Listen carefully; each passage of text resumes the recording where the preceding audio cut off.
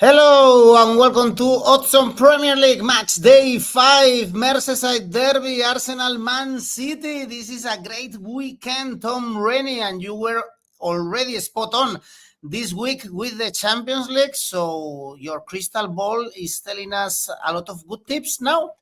Yeah, I think the only problem now for this show is that I need Ronan. Like, if we can get together, we can obviously come up with amazing tips. Without him leading me in the right direction, I'm going to get it all wrong. I'll try my best. The Premier League's been going okay, but the Champions League was... I even got Bruno Lage to be sacked. That was good. Exactly. Well, in 2 weeks, we will have, again, this combo duo, hopefully, so we can enjoy more Champions League tips. But now it's time to talk about the Premier League, and there is a lot to talk about, because if Bruno Lage was going to get sacked, perhaps also Rubén Amorim is in his way out. Also, Nuno Espírito Santo was sacked.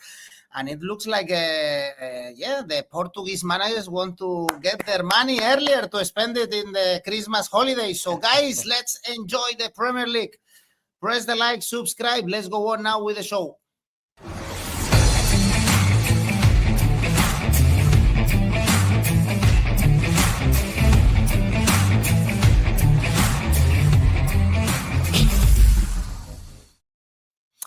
And one of the tips that came through also yesterday was Liverpool to score in the last 15 minutes of the game. And it's happening in every single game this season. Liverpool, Everton, Merseyside Derby, perhaps again Liverpool to score a late goal. Well, it's happening. Liverpool having some issues this season, defensive issues, sometimes also in creation, as we saw against Burnley, but they have a lot of quality. Virgil van Dijk is just at another level. I think there is no doubt he's the best defender in the world at this very same moment. And we saw also Isaac playing for the very first time from the start against Atletico de Madrid. Now they have the derby. Last season, actually, it was very tight. It was 1-0 for Liverpool, was a draw in the last derby at Goodison Park. And Everton, Tom, they are having a great start of the season. They are. I mean, let's start with Liverpool, who... I would question your point about Virgil van Dijk a little bit, actually. I think that he's started the season really well, but I think defensively, you know, to your earlier point, he has looked wobbly at moments. And I think it's evident that Arne Slot has seen that too, because he's brought Robertson back, and 𝐿𝐭𝐿 is now backup sub to Robertson. The relationship between Van Dijk and 𝐿𝐿 has not been quite there.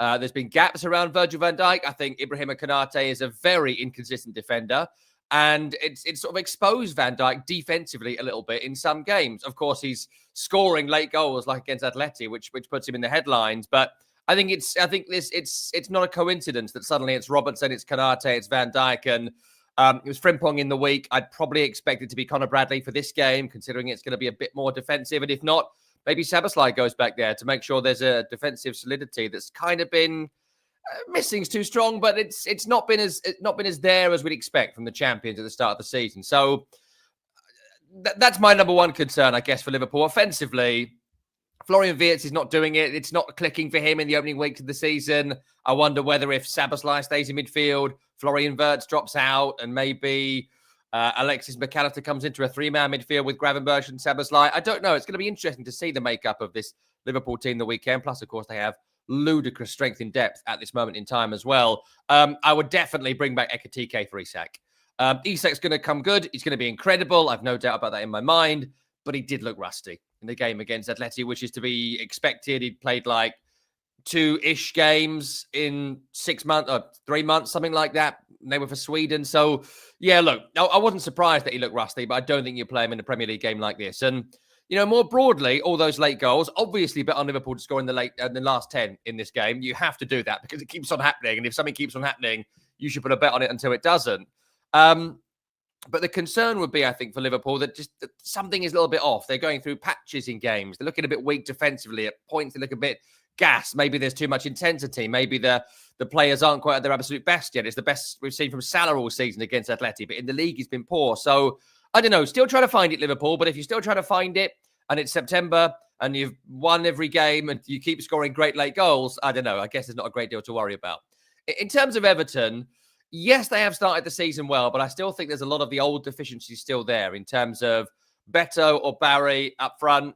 they're not good enough, those two, as Premier League strikers. They've got huge issues, and I just can't see Beto ever being of the quality of a sort of top 10 Premier League team. He's certainly good enough for the bottom 5, but that's where Everton were. It's not where they want to be or are going to be. And in midfield too, not a big fan of Timo Rebbenham and Eduardo Siles in midfield. I think Eduardo Siles is not the player he once was. They lose a bit of bite in there in midfield when James Garner has to go to fullback, and so that's a problem. But what they do have is a brilliant trio behind the striker in Nshy, Grealish and Dewsbury Hall. Though it's worth noting last week against Villa, didn't create too much. Martinez made a couple of decent saves for Villa, but didn't create too much. The Bogard, Tielemans midfield kind of shut them down. McGinn got around Grealish and stopped him. So if you stop Grealish, you kind of stop Everton, and that's what Liverpool will try and do in this game, should they need to. And you mentioned last season, narrow victories. It's generally a narrow victory in the derby, or Liverpool come on strong late.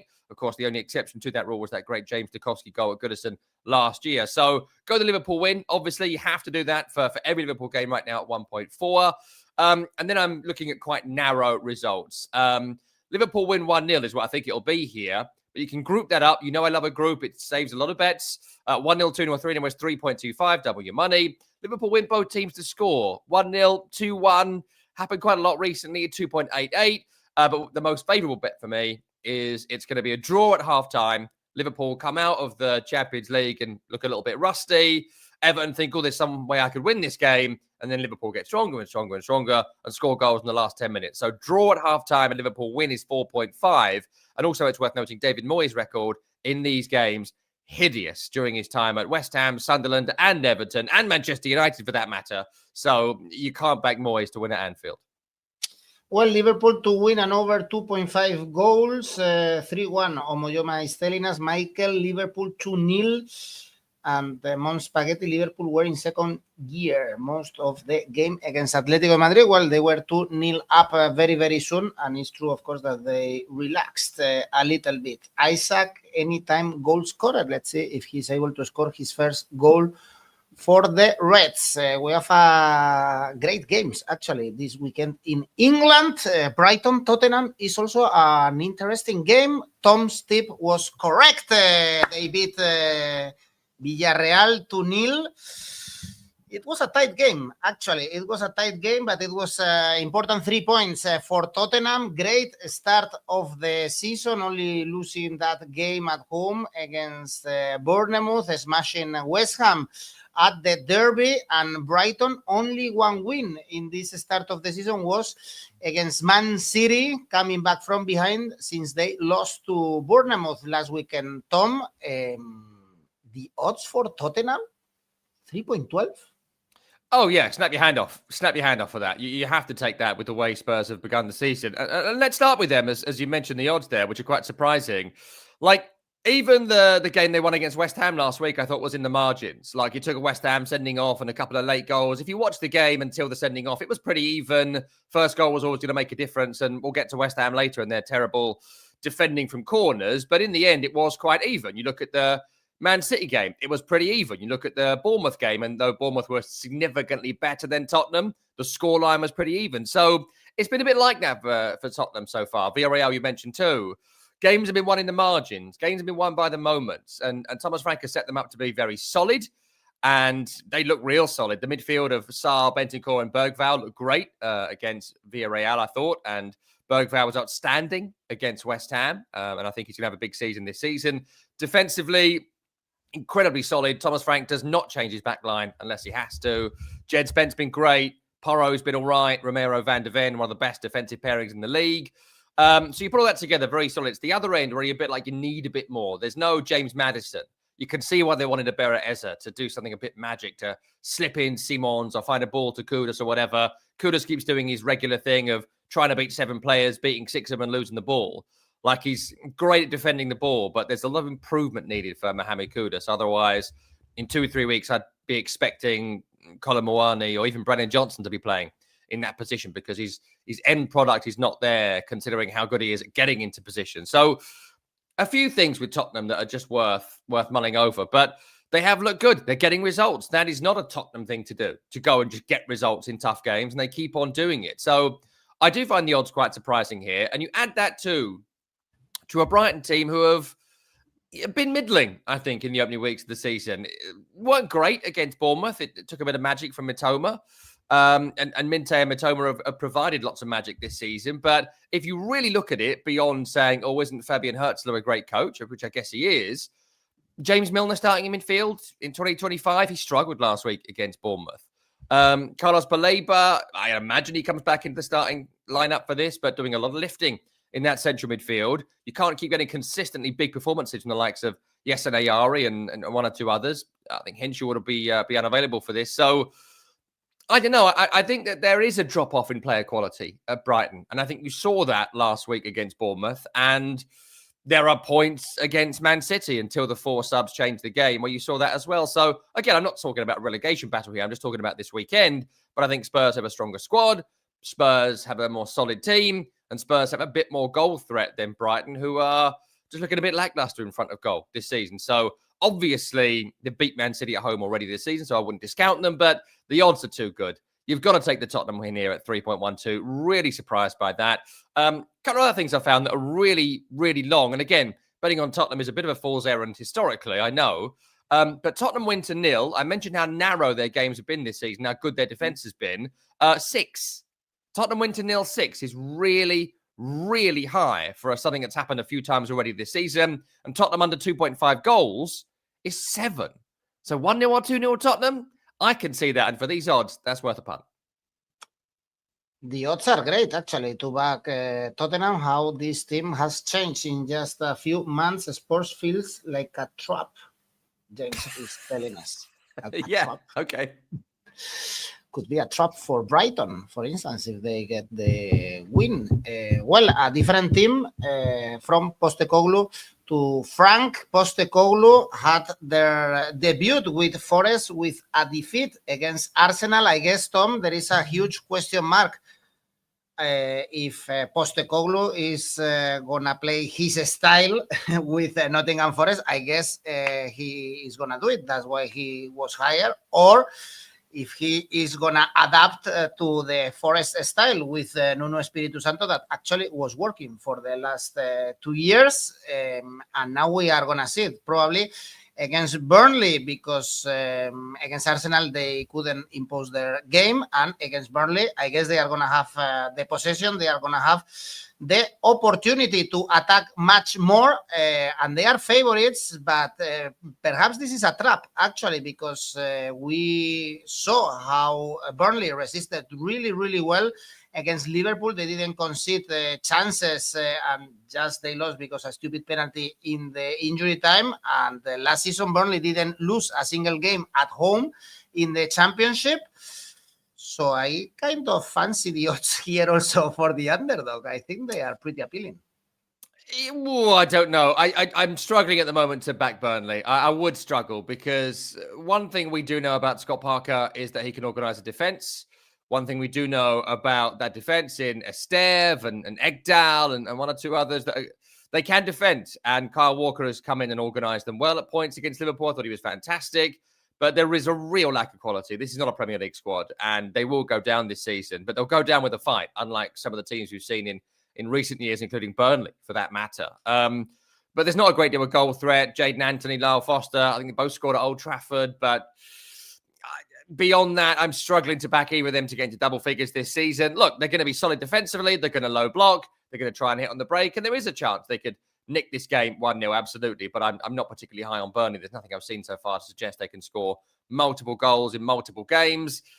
Maybe the home form gets them over the line. Maybe the fact they're playing Forest at a brilliant time gets them over the line, but I just can't back them. In terms of Forest, like it's a weird thing to have done to replace Nuno with Postecoglou. But what it sort of shows is there are some clubs that fire a manager and they replace them with a similar sort of manager, even if they fire them because things aren't going well. It's what Bournemouth do. It's what Brighton do. There are other clubs who lurch from one style to another style. Oh, the football style don't work, so we'll do counter press. And you've seen Tottenham do that. You've seen West Ham do that. Now you're seeing Forest do that.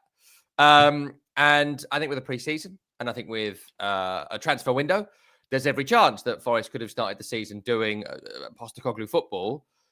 But to do it mid-season, midstream. I know it's early in the season, but he's now got to take these only few weeks as pre-season after the transfers have been done.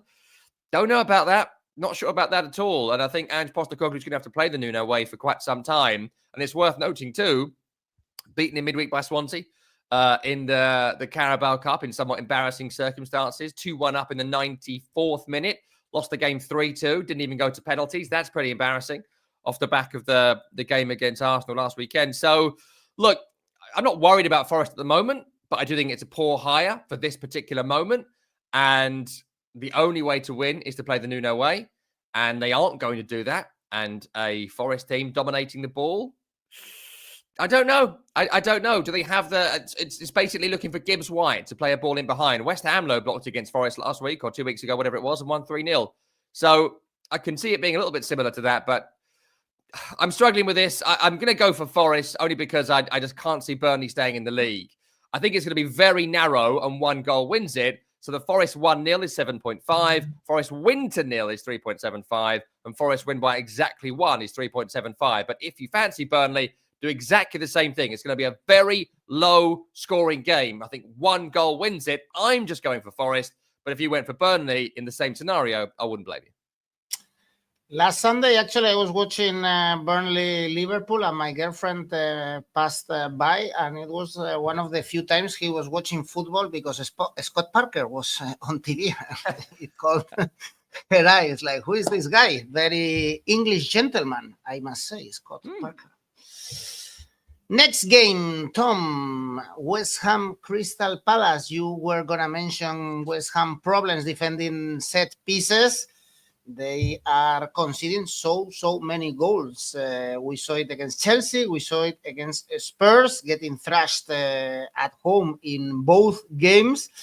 And Crystal Palace is now a very dangerous team. Also, great odds if you are backing Crystal Palace here with 2.5. And I think, Tom, they have a great record against West Ham. You always mention that. It's 4 wins for West Ham, 7 wins for Crystal Palace, 5 draws in the last 8 years. Yeah, there's a weird thing that goes on with these two teams in that West Ham often get a result at Selhurst Park and vice versa. Palace often win at London Stadium. So, yeah, I wouldn't be surprised about that. But look, that's the history of it. In the actual modern moment that we are in, I think Graham Potter's in huge peril. He is in huge peril right now. He is statistically the worst manager in the history of West Ham Football Club in terms of wins. Worse than Avram Grant, if you remember him. That's quite some going to be worse than him. And look, I actually think first half against Tottenham, they were okay. They were okay. They set up okay. The team was okay. The shape was okay. But if you can't defend corners, you can't survive in this league at this moment. And the defending from corners is absolutely woeful. The lack of match sort of understanding from the likes of 𝐿𝐿𝐴𝐿, who is just the weakest defender in the league, is so unbelievably pitifully bad as a defensive leader. And they couldn't notice that Tottenham were like, yeah, go back post. West Ham are going pure zonal, which is stupid. And if you load the back post, no one will come within, you score a goal. And that's how Spurs scored the first goal. A few minutes later, there's the Souček red card, and then it sort of falls apart from there. But before the halftime whistle, they played okay. And I expect them to expect them to. Who knows what Graham Potter's going to do? He's all over the place at the moment. But I expect them to play a similar sort of setup. Got to play a striker. To have Füllkrug and Wilson sitting on the bench at the first half against Tottenham was a mistake. And you saw that with the Paqueta missed chance. Souček suspended. So you've got to bring in Magassa in central midfield. You bought someone in midfield who can tackle. Got to play him. If he's not ready, you shouldn't have bought him. You've got to play him. So I expect Magassa to come in. And I'd expect Paqueta to go back on the wing and Somerville to drop down to the bench. We'll see how it goes. But I think Graham Potter's in a lot of trouble. I think there's an indifference to him from the crowd. I think everyone thinks he's out of his depth. I can't think of anyone who thinks he's done even slightly a good job at West Ham. And the owners are under massive pressure from the fan base as well. The fans have had enough of David Sullivan and his just ridiculous, all over the place ownership of the club. There's no direction. There's no structure. There's lack of investment. The stadium is unloved by a lot of fans, whatever I say about it. A lot of people don't like it. And he needs to sell the club. He just needs to sell the club. And he's not going to do that. And it's not easy to do that. And so I think there's a lot of misery at West Ham right now because David Sullivan has just taken it from everybody, really, with his utter incompetence. So you've got the off-the-field stuff and the on-field stuff. Do I think West Ham can win this game? Yeah, I do. I do actually. But would I back this manager to have solved that issue from defending corners? No, I wouldn't back him to tie his own shoelaces, frankly. So we'll see how it goes. In terms of Palace, their unbeaten run is very impressive. I think it's 15 or 14 games in all competitions, either side of the summer. A lot of draws, though. That's worth noting here. There is you're always going to be in a game with Crystal Palace at the moment, which I think is incredibly commendable. But they are struggling to get over the line in games, as we saw against Sunderland last week. I thought they would win that. It was a great goalkeeping performance from Roos in goal for Sunderland, but in general, didn't create too many incredible chances. Obviously, lost Eza. Pino has come in and been okay, but looks like someone who's just come to the Premier League, so I'd expect him to have some good moments and bad moments and that sort of stuff. So at the moment, the front line is just gelling, and I'm not sure it's there quite yet. Ismaila Sarr missing as well. Jean-Philippe Mateta, been okay start of the season, but not phenomenal. Backline's very strong. Keeper's very good. I expect them to be very solid here. And of course, in Munoz, they've got such an important player, play at right wing back. Almost everything seems to come through him. So I think it'll be a close game, and I think it'll be reasonably narrow. But you're a braver man than me to bet on West Ham at this moment in time. And I think that when they lose this game, Potter will be gone. And I think he will have deserved it for not being able to get results in the Premier League. This is not the worst squad in the league. It's not in the bottom three worst squads in the league. 14th, you could argue. I could see him with another manager somewhere between 10th and 14th, West Ham, under this manager. I could see him finishing bottom because he's awful. Unless he can prove me wrong by winning a tough game, because, you know, there's tough games in the Premier League. Got to try and win every now and then. So look, go the Palace win, 2.5. Odds are pretty good for that. And I think that's something you've got to go for. West Ham can't defend corners. If they've not worked on it all week, you'll know in the first corner if they're still useless at them. And if that's the case, expect lots of corners here. Palace will play for them. West Ham will get a couple. Between 12 and 14 corners in the match is 4.33. Good odds for that, because I think you have to play for them against West Ham, and there were plenty of them last week. Mateta anytime is 2.88. Scored a great goal in this game last season when it was sort of petering to a draw, and then he scored a great individual goal because, would you believe it, 𝐿𝐴𝐾𝐿 backed off, and then Mateta was like, well, I'll just shoot then, shall I? He's better than 𝐿𝐴𝐾𝐿. 𝐿𝐴𝐾𝐿's crap. 2-0 to Palace, 11-1. Take that as well. Under 2.5 goals feels pretty safe. Harry's going for a draw. Callum Wilson to score. Take my words. Emmanuel is telling us that. Well, two teams involved in the relegation battle, Wolves and Leeds. Wolves, 0 points, is one of the two teams in Europe still without a point. Terrible start, 9 goals conceded for Wolves. Kind of the opposite for Leeds, actually. I think 4 points is quite good, despite their defeat last weekend against Fulham. And here, again, we have, the bookies expect a draw, actually, Tom, but do you also think this game screams draw? I think it's massive for Wolverhampton Wanderers. That's what I think. I think this has to be won by Wolverhampton Wanderers. If not, I'm struggling to make a case for them at the moment. I mean, look, I think they're in a relegation battle. I think you can already see who the bottom 5 or 6 are going to be. It's the promoted 3 plus Brentford, Wolves and West Ham at the moment. I can see West Ham getting out of that with the quality of player they've got and hopefully a change of manager. I'm struggling to make a case for Wolves, especially with Larsson up front being injured. And last week against Newcastle, it was a calamity of errors defensively. There should have been a red card earlier on for, I think, Mosquera for a bad foul on Harvey Barnes that wasn't given. Look, you can't defend that 𝐿𝐴𝐴𝐻𝐿 header, but didn't really look good defensively across the game when Newcastle, as we predicted, it was exactly the scoreline we predicted last week for Newcastle. We thought it would be tight, and Wolves didn't really get amongst them at all. Didn't create a great deal of chances. Looked pretty poor defensively. The backline of 𝗵𝗵𝗵𝗀, Gomes, Totti, and Mosquera. Johnson is now the goalkeeper. Sarr's been dropped again. They keep replacing one or the other because both are struggling. Midfield can't run, and the attack looks weak. So I don't know. It's not great. It's not great for Wolves at the moment, and you've got to win games like this. They have shown us over the years that they can turn it on for a game like this. But now 𝐿𝐴𝐿 is gone. You're looking at, you need a big game from 𝗀𝗏𝗏𝗀. You need a big game from Bogarde. You need a big game from one of the new signings. And at the moment, there's no one I would back to do it. The good news for them is that I think Leeds have been bad, actually. I take your point on the 4 points. I think that is impressive for the first few weeks of the season. But when you consider the only win was that diabolical penalty given to them against Everton, beyond that, they haven't looked like scoring a goal. Didn't like scoring a goal against Fulham. Didn't like scoring a goal against Newcastle. Struggling to make a case for them scoring a goal. They are so blunt that I think they might score less than 30 goals in the Premier League this season. Calvert-Lewin, blunt. Aronson, blunt. Okafor, blunt. 𝗛𝗵𝐿, blunt. They're just very up and down players. And the midfield, I think it was Ampadu, Stark and Longstaff last week. I mean, they're going to work their socks off that three. Not sure any of them can play a forward pass.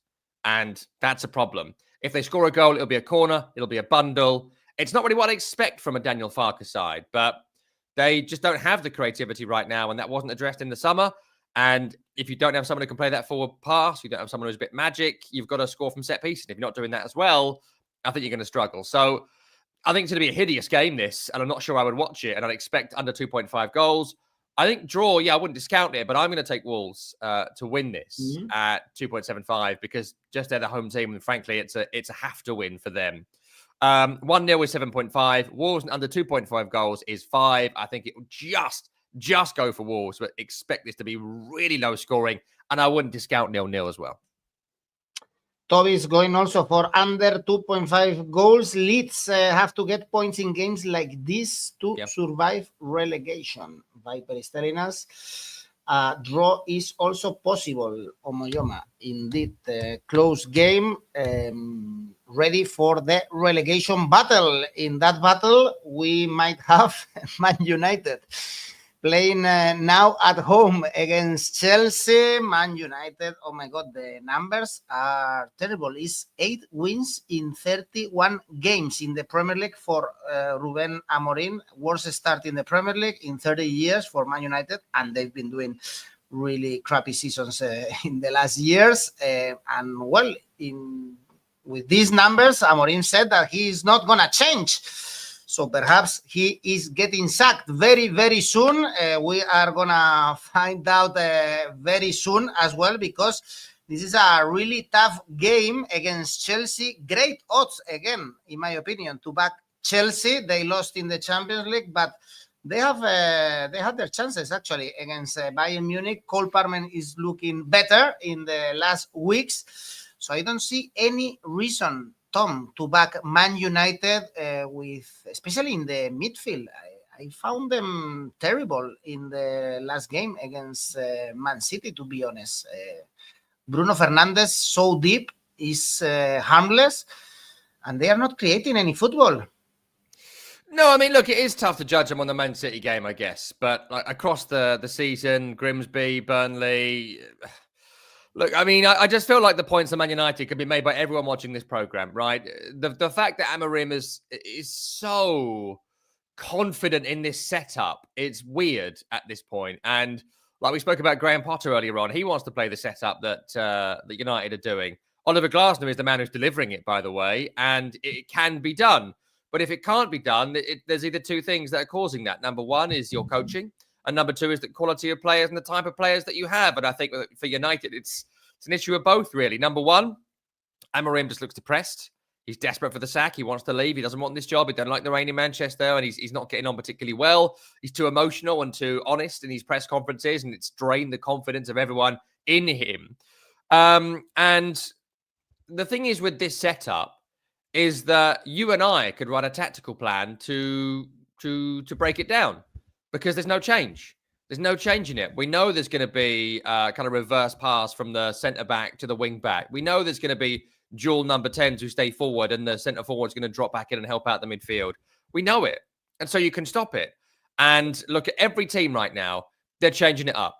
And even the teams that are sort of, unless they're winning, like Crystal Palace, and they don't change it. But if you're Chelsea, there's got 4 or 5 different plans. Liverpool got 4 or 5 different plans. Arsenal have got different plans this season in rotation. And United don't have it. And that's what's jaw-dropping about it, is that they're not changing anything and hoping it all just come good. They can't defend corners, as discussed earlier on. I think that's the cornerstone of any coach. If you can't defend a corner and score from a corner, you ain't a good coach. Simple as that, really. And they're proving they can't do that across this season. Does Lamens come in for Bayern? I honestly don't know. Does he see him as number one goalkeeper? If he does, why isn't he playing? Why didn't he play last week? Like, City just brought in Donnarumma and played him. So... are you telling me Bayern is the number one now and Lamens is coming as number 2? Honestly. And then every game, Yoro goes off for Maguire in the final 10. Why is that happening? Like, I feel like Amorim is going to write an amazing book on tactics for an actual coach at some point to implement, but I don't think that's him in this division. So I've got concerns about Man United, and especially with a Chelsea who, yeah, there's been some moments this season where they've struggled. I think Palace at home, Brentford away, there's been a little bit of a weak spine of the team. That's it. This is not the central defensive pairing they wanted in 𝐿𝐵𝗲 and Tosin. I think that they might be served going to 3 at the back and putting Fofana in and making it a 3. And I mean, I don't know. I think maybe I'd look to make a couple of changes there. And if Reece James is fit, you'd certainly start him, having brought him on at half-time against Brentford last week. So, but Chelsea have strength and depth going forward. They can start João Pedro. They can play, like Buonanotte came in last week against Brentford, but if they don't play him, they can play Cole Palmer, who's fit again and played well at Bayern. The squad is good. There's plenty of good rotation in there, and I expect Chelsea to be able to win this game. And I expect them to score a few goals as well with their movement. I think this might be quite similar to the West Ham game a few weeks ago, and United are playing very similarly. They're just as depressed as West Ham were at that point. So Chelsea win at those odds. Can't believe it. Absolutely snap your hand off for that. I do think there'll be a Man United goal for what it's worth, because the Chelsea central defensive pairing is not particularly strong. Chelsea win, both teams to score 4. Really, really good that. Chelsea win 2-1, 3-1, 4-1 as a group bet, 5.5. Again, I think it'll be similar to the West Ham game. So really like that. I even like the handicap here. Minus 1.5 Chelsea, 2-0 or more, 4.5. These odds are astonishing to me, considering where these two teams are at this moment in time. And then I was doing it before he got injured. I'll do it again now. 2 players to pick out for Chelsea. Anytime goal scorer, either Pedro or Palmer, 2.88 per player. Double up the Chelsea win. There's good money to be made here. But yeah, Chelsea win. Do you like Gareth Southgate as the next Man United manager? No, I think that would be a huge error. With all due respect to Sir Gareth, who I think did a great job with England all told. If he goes, and he should go, Iraola, yeah, get him in. Nuno, frankly, a different style of play, but got to get some wins. I could probably list about 5 or 6 that they should go and get. Amorim, though, I can't believe it's continued this long. Indeed, another English gentleman, Gareth Southgate. Yes, is that your kink? Why do you keep saying that to me? No, yeah, because like Pierce Brosnan, now that I think about English gentlemen, right? Yeah, okay. Really? Hey, look, whatever you like, mate. Each to their own. I'm a very liberal guy. You do you. All right, you do you. Next game is, by the way, Garnacho to score could be a good idea also there, if we want a nice twist. Next one is Fulham Brentford, West London derby. We can say as well, Fulham 5 points, beat Leeds after the defeat against Chelsea, but they competed well. Actually, they've been very competitive in all the games, including Chelsea, including Man United. Brentford 4 points after that draw against Chelsea. Probably they didn't deserve the point, but fight spirit. Tom, how do you see this one? Yeah, look, Fulham last week against Leeds were solid and unspectacular. Fulham in every game this season have been solid and unspectacular. I think that they haven't made a great deal of change from their previous season. And I think you can tell that, like, Fulham fans that I know got so excited by a 15-minute cameo from Kevin last week, because they're kind of getting served a lot of gruel at the moment, Fulham, and I think they want a bit of syrup, they want a bit of stardust, they want a bit of magic, and 𝐿𝐵𝗿𝗍 had provided that in recent times, but not been an amazing start of the season considering how good he was last campaign. So good for Fulham to get to see Kevin last week from the bench. I don't think Marco Silva starts him this week, but when we get a Kevin start in 2, 3, 4 weeks, I think there's going to be a different look to Fulham and something a bit different to them, because at the moment they just look well organised, but not really watchable. It's great credit to Marco Silva that he's got Fulham to where they are. But this is, it's not a top 10 squad, right? This Fulham squad, I don't think. But I would back them currently for a top 10 finish because of how good the manager is. And if Kevin does come good, who knows what sort of season they could have. So defensively strong, 𝐵𝗲𝗍 and Anderson. Midfield solid, Berg and 𝗀𝗏𝗏. Beyond that, King's been good, but I think it's all down to Kevin coming in at 0-0 and turn this game at some point. In terms of Brentford, good win in the Carabao Cup against Aston Villa in midweek for what that is worth. But not been overly impressed, frankly, with the opening couple of weeks of the season to Brentford. I think they should have got beat by Chelsea last week and were able to, through a goal that probably should have been disallowed for a foul, nick something. the back line of Pinnock, Collins and Van den Berg sort of writes itself. The goalkeeper, 𝐿𝐭𝐿, I think, has been a bit dodgy. The midfield, similar to Fulham, solid and unspectacular. And 𝐻𝐿𝐴 and 𝐵𝗀, yeah, they work the lines and work the channels, but unless the team builds up a head of steam, I wouldn't be particularly threatened by them. Look, I think this game screams low scoring and someone wins it either way, 1-0. Very similar teams, very similar ethos, very similar location in West London. I'd take the Fulham win. Odds aren't great at 2.06. So look at low scoring variants of that. 1-0 is 7.5. I can see it being very similar to the Leeds game last week and that happening again. I expect there to be no goals at half time and someone nicks it second half. So draw and Fulham win it late is 5.5 and Fulham under 2.5 is 4.5. Neither team scores many goals, but neither team conceding a great deal at the moment. Certainly not Fulham. They've got a better defense and they win this by a low scoring margin. Fulham to win and both teams to score 2-1. 𝐬𝐿𝐴 is telling us, Viper. Also, Fulham are pretty strong at home. On Sunday, we have 3 games. Bournemouth, Newcastle is the first one. What a start of the season. Also for Bournemouth, 9 points. We had doubts after the summer because they lost the whole defense. But Iraola is a great manager, beating Brighton, Tottenham, and Wolves. And they are favorites, but still with really high odds if you want to back them against Newcastle. Remember, Newcastle playing on Thursday against Barcelona. At least they got the first win of the season. They have now a number 9, 𝐻𝐿𝐴, and he scored a number 9 goal. Actually, great header. Yeah, loved it. Love goals like that. And I love the fact that finally someone has realised strikers are back. Cross them the ball, they will score. And hopefully a few other teams will sort of follow that mantra moving forward. But look, Bournemouth were brilliant last week. Just absolutely brilliant against Brighton. We thought it would be even. My bets were 2-1 either way. And 2-1 Bournemouth came in because they're similar clubs in playing a similar style, great intensity. But I think Bournemouth just have better players. And it does matter in the end, despite systems and all that sort of stuff. They've got 𝐸𝐵𝐿𝐴's fantastic. Tevernier's been great. Evanilsson's good. Scott and Adams really good in midfield. 𝗵𝗡𝗍𝗔, that's the first time I said that out loud. The centre-half, been very, very good. Was really impressed by him last week. Truffert has been good. So, look, they've replaced the back line well. I don't think it's as good as last year's back line. I think maybe at some point in the future that will get found out. But they've replaced well. They've settled in well. And what you have at Bournemouth is disciples of Andoni Iraola, right? You don't have someone who just comes in and plays for this coach. They have full buy-in to what he wants. They're running through brick walls for Iraola. They do everything he says. I think that maybe there's a little bit of lack of original thought at times in teams like that. But if the plan is good and you can execute, you get what you're getting with Bournemouth right now. You take Kluivert out, you bring Brooks in, nothing really changes, you know, and that's true in a lot of positions. You take Hill out and bring Cook in, nothing really changes. So look, really impressive. I expect a high intensity, high energy performance here against the Newcastle team who, as you mentioned, Barcelona on Thursday. They've even flown Faustino Asprilla over from Colombia to go to the game. It's a huge event for Newcastle to be at home against Barcelona.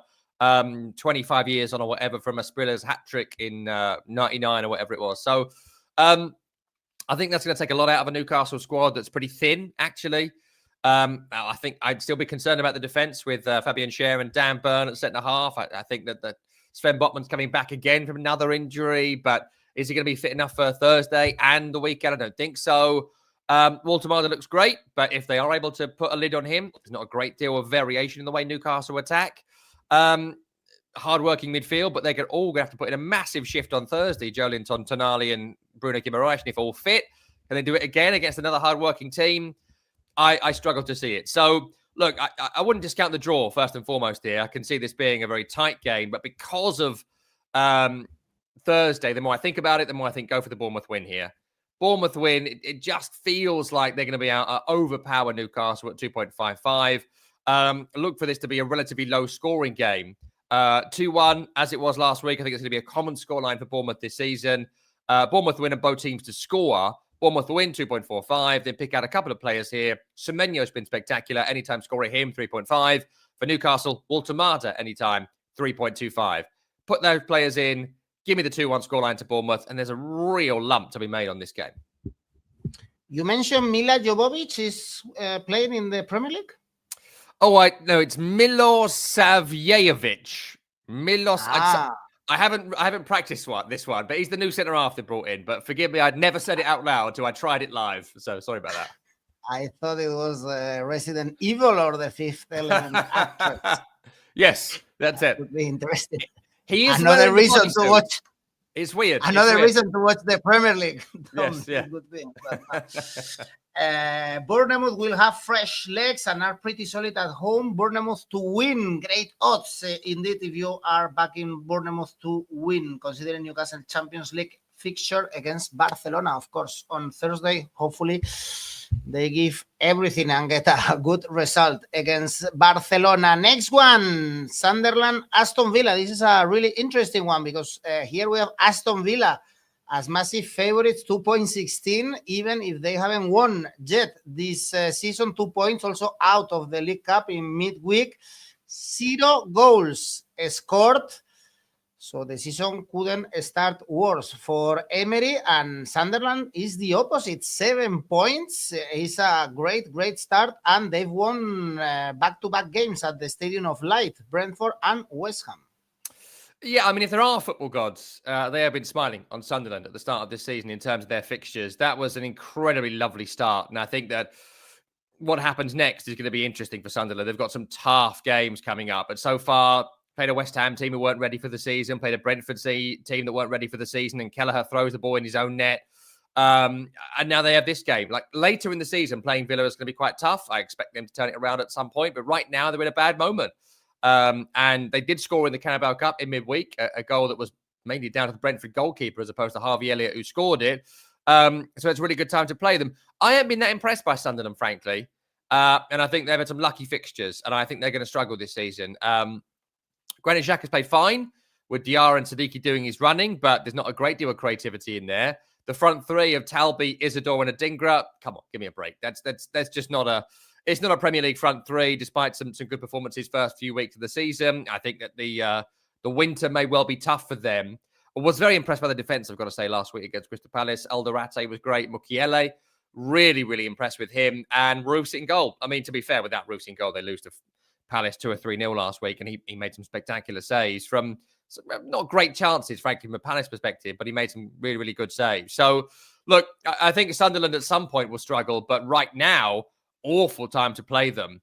And Aston Villa, frankly, have been awful. At the back, they still look perfectly solid. Martinez made some good saves last week against Everton, and the defensive plan to stop Everton's 3 behind the striker was good, but it meant that McGinn's doing a lot of running back towards his own goal. Tielemans doing a lot of running back towards his own goal. Buendia suddenly back in the team, doing a lot of running back towards his own goal. And offensively, there isn't a great deal of variation right now. Elliott's got to come in, got to find a way to play 𝗵𝗲𝗏𝗏, got to get something out of Ollie Watkins.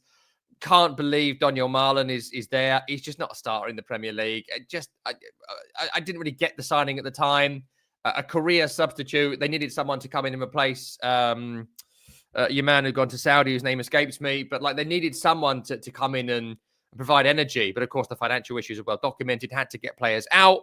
And the players that have come in have not been as good because they haven't been able to long-term plan for them. Have had to panic a bit considering the position the finances put them in. So on paper, I'd back Villa. On current form, you have to go for Sunderland. And at these odds, it's well worth a little punt. 3.75 for a third straight home win. Absolutely take a punt on that this weekend. 1-0 is 9.5. I think it's going to be low scoring here. So look for variance of 1-0 to Sunderland. And I expect that goal to come quite late as well. Scored relatively late in terms of midway through the second half against West Ham. Obviously, late winner against Brentford. Going to be quite similar here. Sunderland win to 0 is 6, but don't discount the 0-0 draw. Draw on its own is worth a little punt as well. But a low-scoring Sunderland win for me. We have great odds in the show, actually. Great odds for Sunderland win or draw. A straight win doesn't look bad either. Perhaps also the draw no bet could be a good option. And under...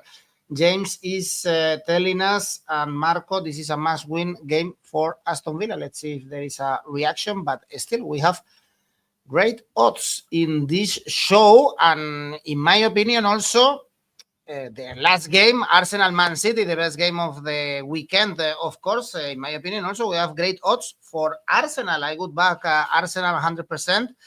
In this game, they were solid against Athletic. They didn't concede chances. They were better. They waited until the last minutes to win 2-0, as Tom predicted.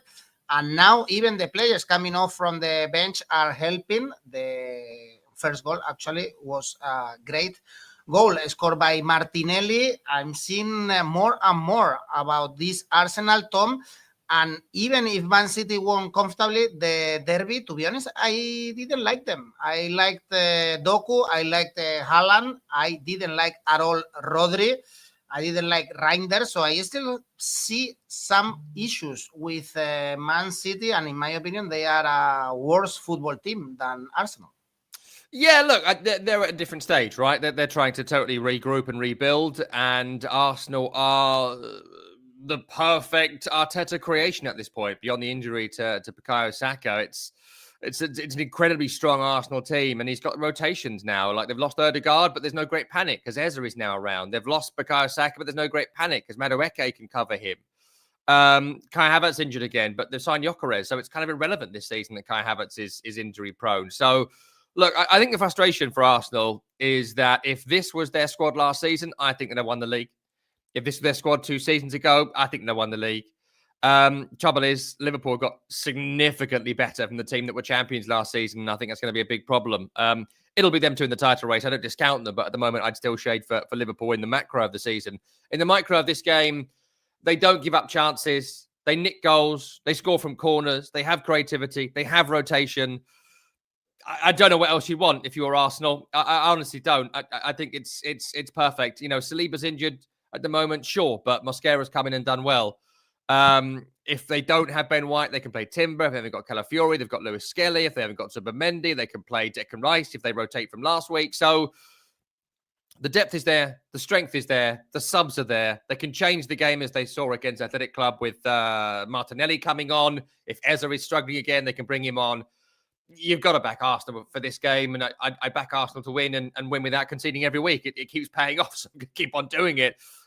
Briefly to Man City, to your point, I think the issue is we are used to Man City being this incredible collective under Pep Guardiola. That's not currently what they are. What they are is the Erling Haaland team. And that is not what they have been during Erling Haaland's time there. He has had to fit into what Guardiola has wanted. He has had to fit into the Guardiola system. Now, midfield looks a bit weak, finding its footing. Rodri is nowhere near the Rodri of the Ballon d'Or victory of a couple of years ago, understandably as well, but like he just isn't at this moment in time.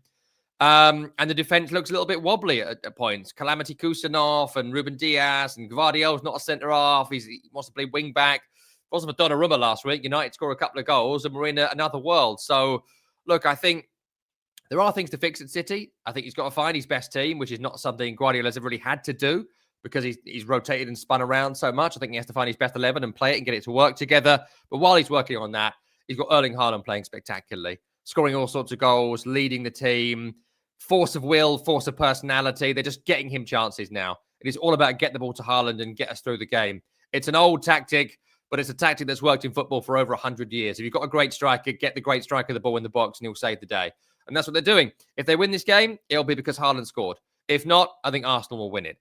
Take the Arsenal win at those odds. Really surprised to see them at just under 2. So absolutely take that. It's been a bet I've done every week of the season so far, and it's pretty much come off all but one. So Arsenal win to 0 at 3.5. How are you going to score against them? And they are going to score against you. Obviously, back them to score from a corner as well, if you get that anywhere where you're betting today. Arsenal under 3.5 goals at 2.75. I like as well. 2-1 scoreline at 8, I think is really good. Expect over 6 corners for Arsenal to score from at least 1. That throws the Declan Rice assist back into your conversation as well. And other players, 𝐬𝐭𝐸 anytime, 2.5. Haaland anytime, 2.63. I expect 2-0 or 2-1 with one of the Arsenal goals to be scored from a corner. That's what I expect.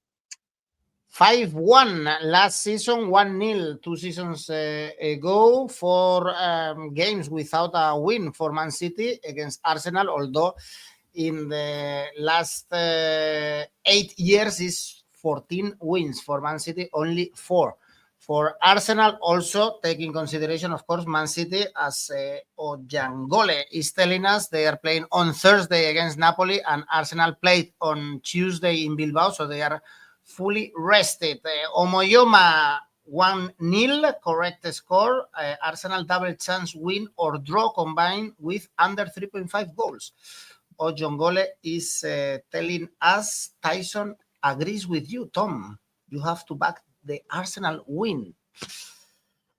Great game. This one, great game. Perhaps in September, if Man City loses, they are almost out of the title race. Still a lot of things to go on this season, but it will be 3 defeats in only 5 games, and that's a lot. Well, we finished our show. Just let me remind you that we have our tipster competitions going on. So it's your time, your turn to sign up and to make your predictions in the Oddspedia website. Up to 1,000 euros as prize. And also we have rivals waiting for you. Our tool, unique tool, where you can create your own tipster competitions. Tom, safe Yes. bet? You sure? Did you forget where we were going? Did you forget what to do? No. Did you lose the script? It's already. I don't need a script. It's already in my mind. I forgot. I thought we were rapid. I was about to say goodbye. Safe. You want the safe bet? Look, safe bet this week is difficult because I'm not sure there are too many safe bets in the Premier League this weekend. So I've got to go for Liverpool because they just keep on winning. And so Liverpool to win is my safe bet this week at 1.4. I did toss around with Crystal Palace and maybe looking at Arsenal. I think Arsenal are definitely going to beat Man City, but you're a braver man than me to bet against Liverpool right now. They're finding ways to win. Well, indeed, there are no safe bets this weekend. As we said in the show, a lot of great odds this time. And your ACCA? Sure. Okay. The ACCA this week is a 3. It was correct, your Champions League one. It was. And I was let down last week in the Premier League by Chelsea and a 93rd minute equaliser by Brentford. I was absolutely fuming last week. That didn't come off. Thank you, 𝐿𝐿𝐴𝐧𝐧𝐞𝐜. Anyway, 3-team ACCA this week. Liverpool to beat Everton in the Merseyside derby. Chelsea to win at Manchester United. Throwing Bournemouth to beat Newcastle, with Newcastle playing against Barcelona on the Thursday. It's an astonishing 8.23. It's a really, really good bet, this, with 3 likely scorelines. And I can't believe those odds. I'm not guaranteeing it. Nothing is guaranteed. But I really fancy that. You are really optimistic with your ACCA. Actually, the odds are huge. Well, Tom, thank you. See you next week. Thanks, everyone, for watching. Let's enjoy the Premier League. Bye-bye.